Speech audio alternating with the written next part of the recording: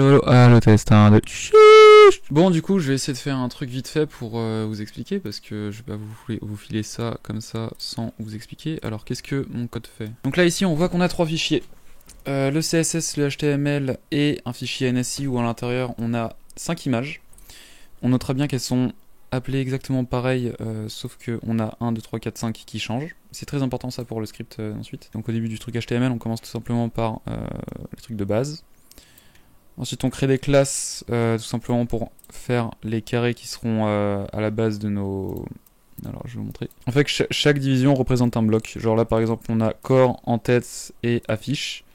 Et ici, c'est ce qu'on a ici. Donc là, c'est le corps. Là, c'est l'en-tête. Et là, c'est l'affiche. Ensuite, c'est là que ça commence à se compliquer. Donc, dans l'instruction, on commence par faire une boucle for. Donc, on met bien les balises script. Donc, en traduction Python, ça fait for i in range 5, donc ça veut dire que ça allait de 1 à 5 en fait. Et là, on va écrire dans le document en HTML, donc on est obligé d'utiliser la fonction document.write. Donc en gros, c'est comme si j'avais fait ça en fait.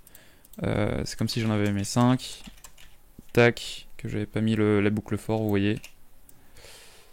Tac, et que j'avais mis genre ici 1, la 2, la 3, 4, 5 jusqu'à 5 et là aussi pareil. Bref.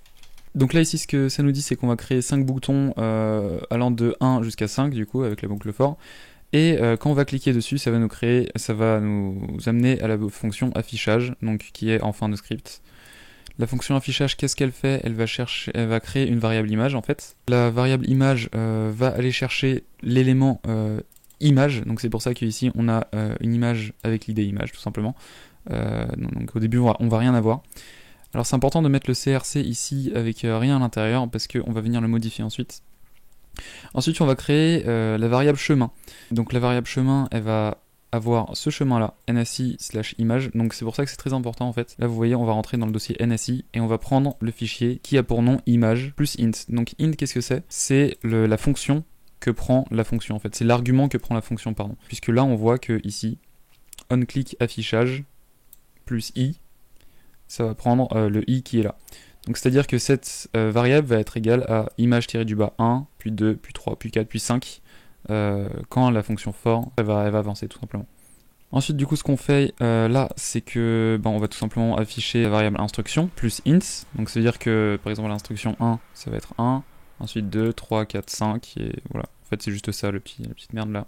Et ce qu'on va faire ici c'est qu'on va utiliser la fonction setAttribute pour appliquer à img, donc img c'est notre truc qui est là. SetAttribute crc, donc quand on utilise crc, voilà, ici. Et on va remplacer ce qui est à l'intérieur de crc par notre variable image-chemin. Et voilà, c'est assez simple finalement. Avec internet vous réussissez à retrouver tout ça, pardon. Donc voilà, j'espère que vous allez réussir, vous êtes tous des beaux gosses et ciao tout le monde, peace. C'était Skyxo.